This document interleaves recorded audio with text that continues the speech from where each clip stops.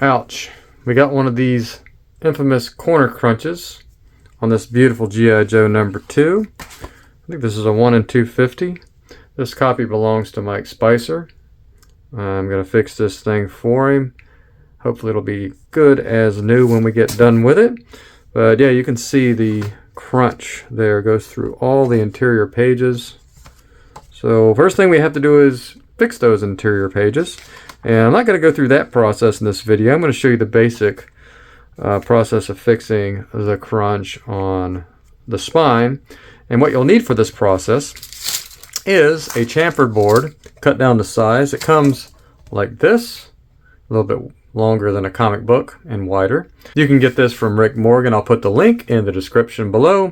Just go click on that link and you'll go directly to where you can purchase that. I cut mine down to size. I cut a piece of SRP paper the exact same size. That way when we're working on this, we know to stay on the SRP paper. That way we don't go over the edge and cause a big bend down our comic book. So watch out for that. I use a tack iron like this. This is a hanger 9.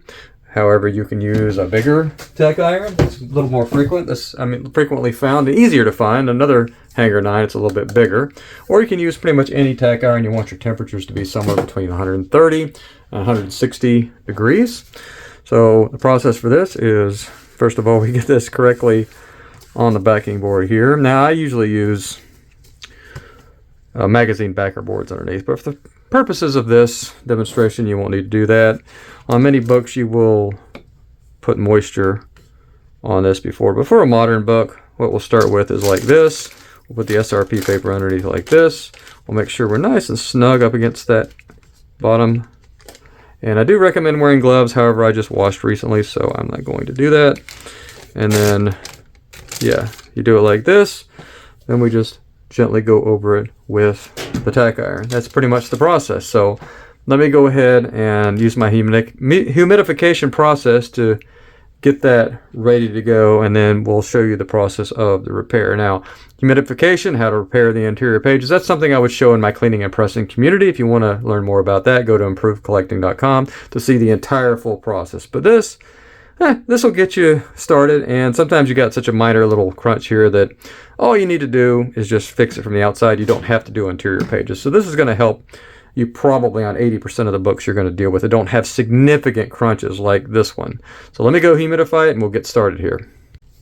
Alright, so I've worked through the interior pages just one time through, just quick little thing. Now you might notice there is already some slight improvement there just because of me just having the cover underneath some of those pages when I'm working on it. So yeah, you're gonna already notice that there's some minor improvement. So the most important thing about this is you don't want to try and do it all at one time. You want to slowly, incrementally massage this out. So that's what I'm gonna do.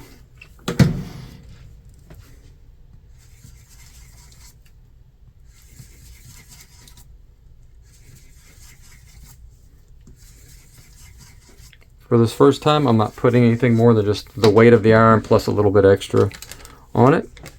You can already see some improvement there. Quite a bit of a crunching thing going on right there on the edge of the spine. So that's just something that's going to have to just slowly come out. And sometimes you can't get it 100%, but that's our goal. Okay, so I just humidified it off camera. And what we're going to do is do this one more time. Same amount of pressure.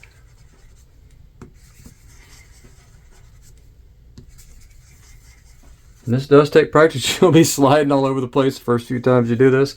Yeah, do this on test books before you do it on anything of value, obviously, right? All right, so yeah, we made a lot of improvement that time. That looks really, really good. Now you can still see where the crunch was, and some of that is going to be like a permanent creasing or whatever you want to call it, probably.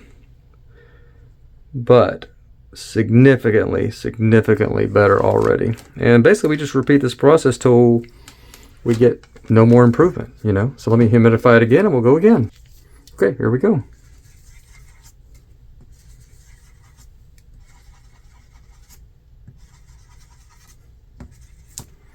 All right, let's take a look. Yep, a little bit better even. Yeah, now we're to the realm where we can just add a slight little bit of pressure to it. Now, if 10 is all of your force in it and 1 is just the weight of the iron, we're probably going to be about 2.5. Don't need to go more than that. So let me humidify. Okay, here we go again. And really, I mean, I'm going from the weight of the iron to just a slight little push on it. That's all, just slight. Let's get this little area. Now that it's pretty much flattened, we can do some, what I call cleaning it up, I guess. I think we're out of the danger zone on causing some kind of permanent extra kinking that we didn't need to. Wow, looking good. Yeah, there's some color break associated with it on the back that we're never going to be able to do anything about, obviously. As far as the crunch goes, that is significantly better. Now there is a little bit going into the book here, so I may end up needing to press this, because that's a weird, awkward angle to try and get sometimes. So probably going to end up pressing this one afterwards, but it would just be a quick press. Nothing major. Okay, let's humidify and do it again. I went ahead and moved the board out a little bit just to give us a little bit more room to do wider circles there a little bit instead of just these little narrow circles, so we can get a bigger swath here and keep better control of the iron. And the fact that for somebody just starting this, that might be something you want to just do right off the bat.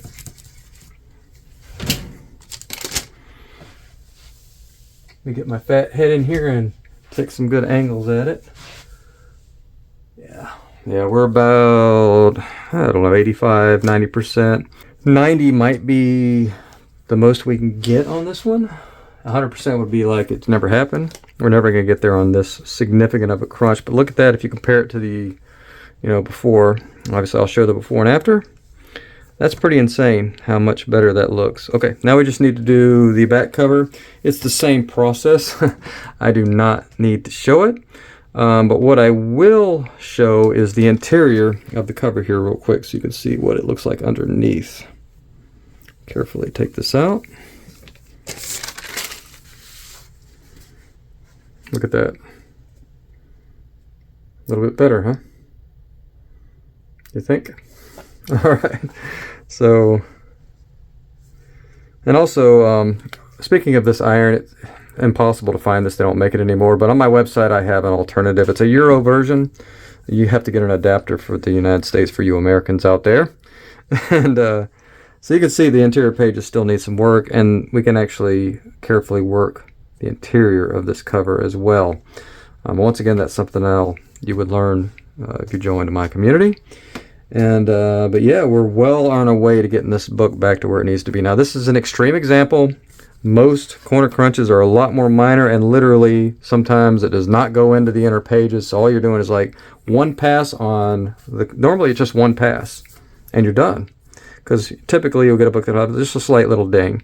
And you can use this also to clean up bindery tears as well. So yeah, I hope this video has been helpful. Drop a comment below. Check out my community, improvecollecting.com. Pick up these chamfer boards. So let me know what you think. Stay nerdy. I'll see you in the next video.